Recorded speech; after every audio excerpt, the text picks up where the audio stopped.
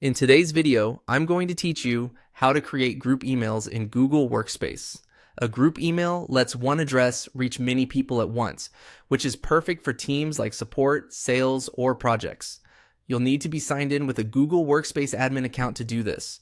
Start by opening the Google Admin Console in your browser and signing in.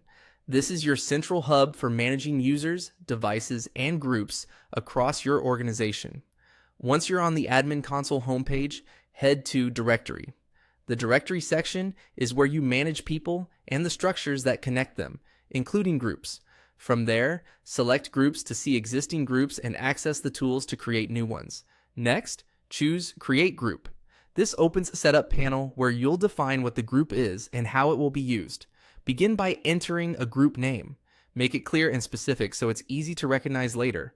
For example, something like customer support or marketing team. Good names improve searchability and help everyone know what the address is for at a glance.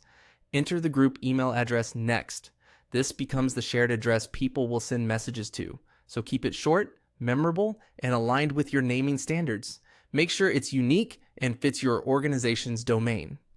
Add a brief description that explains the group's purpose. This helps other admins and group owners understand how the group should be used and which types of messages belong there. Click. Next, to configure how the group will behave. Under Access Type, choose the preset that best matches your use case. For example, you might set it so only certain roles can post, or so that it works like a team discussion list. Pick the option that matches whether the group is for announcements, team discussions, or a more controlled flow of messages. Then review. Access settings. Here you fine-tune who can join the group, who can view conversations, who can post, and who can see member lists.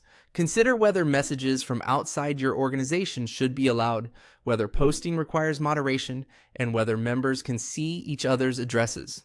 Align these choices with your company's security and communication policies. When everything looks right, click Create Group. You'll see a confirmation that the group has been created. From this point forward, messages sent to the new group email will be delivered according to the settings you chose. If you ever need to adjust permissions or update details, return to the Groups page in the Admin Console and edit the group settings there. That's it. You've created a group email in Google Workspace.